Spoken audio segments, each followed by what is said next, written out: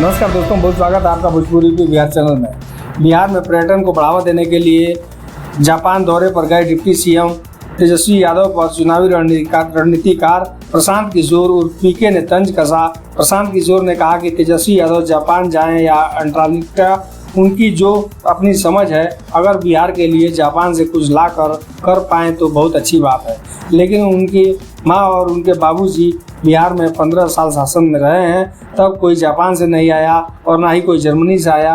अगर वो प्रयास कर रहे हैं तो उनका मैं समर्थन करता हूँ। पीके ने आगे कहा कि जापान आप घूमने गए हैं या जापान से बिहार के लिए कुछ लाने, वो तो जब वे जापान से लौटेंगे और आने वाले महीनों में दिखेगा कि उनके जापान जाने से बिहार का क्या कुछ फायदा हुआ है या फिर गरीबों के टैक्स के पैसे का उन्होंने मिट्टी पलट करके आए हैं। प्रशांत किशोर ने तेजस्वी यादव के साथ साथ उनके पिता लालू यादव और नीतीश कुमार पर तंज कसते हुए कहा कि यहाँ दो लोगों ने शासन चलाते रहे हैं, लालू और नीतीश। इसकी राजनीति तो आप जानते ही हैं। इनका पूरा फोकस ये है कि समाज को बांटो, सबको गरीब, अनपढ़, मजदूर, सबको समाजवाद से दूर रखो।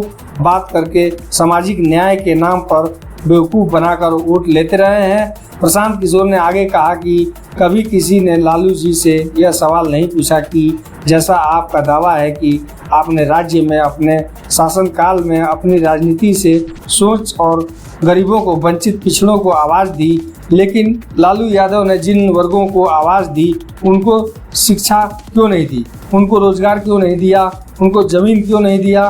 वो इसलिए नहीं दिया क्योंकि आवाज़ देने से वो उनके पीछे ज़िंदगी भर झंडा ढोते नहीं रहते।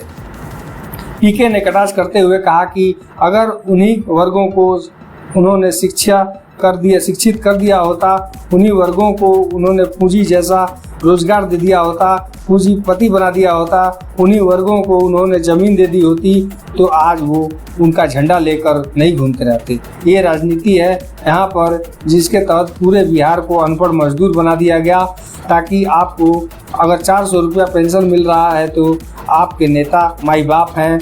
आज के ज़माने में 400 रुपया पेंशन पाने वाले लोग इस बात पर वोट कर रहे हैं कि सरकार 400 रुपया दे रही है। दोस्तों, वीडियो को लाइक करें, चैनल पर नए हैं तो सब्सक्राइब जरूर करें और अपनी राय कमेंट बॉक्स में ज़रूर दें।